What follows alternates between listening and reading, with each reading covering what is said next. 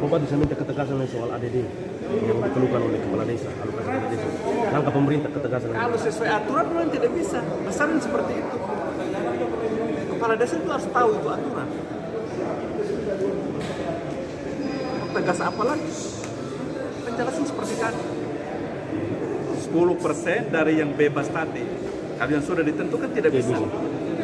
Kita mau ambil dari mana? No problem, kok tanya DPR, jangan tanya saya. Saya di sekitar sini kalau mau Nah, begini, kita mesti lihat secara kedepan setiap aturan itu memiliki dampaknya, memiliki implikasinya. Kalau PMK itu peraturan Menteri Keuangan, dia sudah coupling peruntukannya daripada DAU. 136 miliar itu semata-mata untuk satu penggajian formasi P3K itu sekitar 22 miliar. Kemudian untuk kelurahan 1,4 miliar karena kita punya ada 7 kelurahan berarti dikali 2 miliar. Kemudian juga ditambah untuk kebutuhan pendidikan itu 51 miliar. Kemudian juga untuk usaha kesehatan 39 miliar dan KPUan itu ada 22 miliar dikhususkan untuk air bersih, sanitasi dan juga jalan yang mantap ya.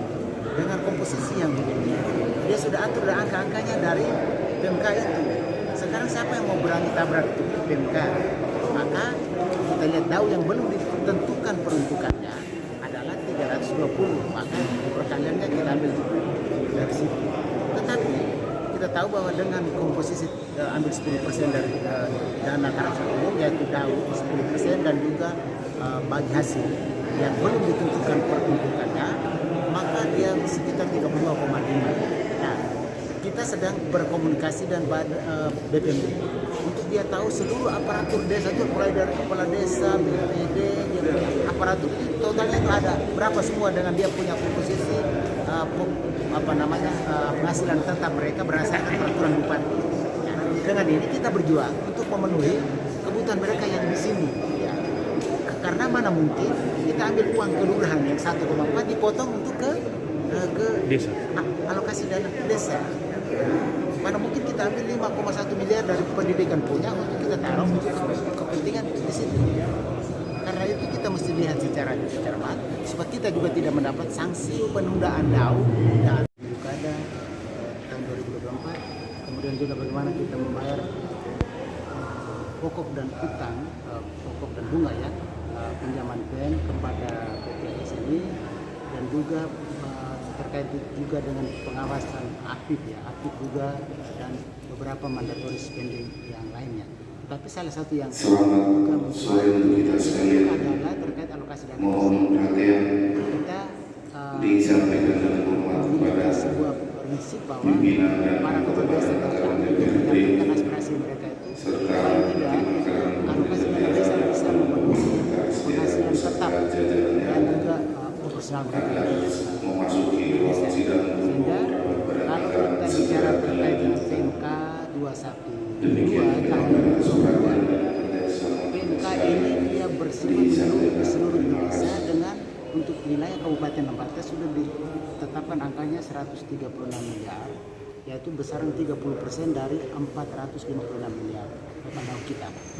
Nah, karena itu berdasarkan PMK ini kita semua patuh dan taat terhadap PMK karena PMK diatur beberapa hal penggajian P3K untuk tahun 2022 dan tahun 2023 total 21,9 miliar lebih. Kemudian juga untuk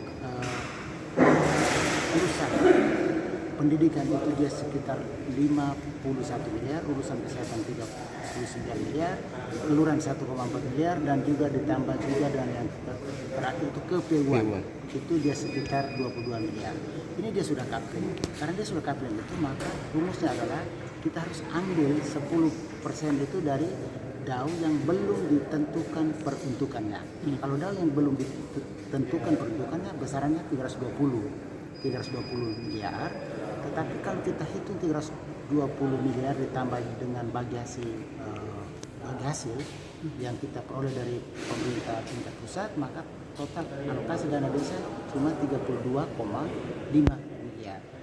Ketika kita konversikan dengan bagaimana penghasilan tetap para kepala desa, BPD, kemudian aparatur desa lainnya sampai kepada para kepala dusun, itu kita total sekitar 2.600 sekian aparatur, itu kita membutuhkan anggaran sekitar 37 miliar. Jauh lebih besar ya? Ya, 37 miliar. Nah sekarang upaya kita di Banggar dan TAPD bagaimana mencari selisih sekitar 5 miliar lebih ini, sebab paling tidak bisa memenuhi penghasilan tetap para aparatur desa.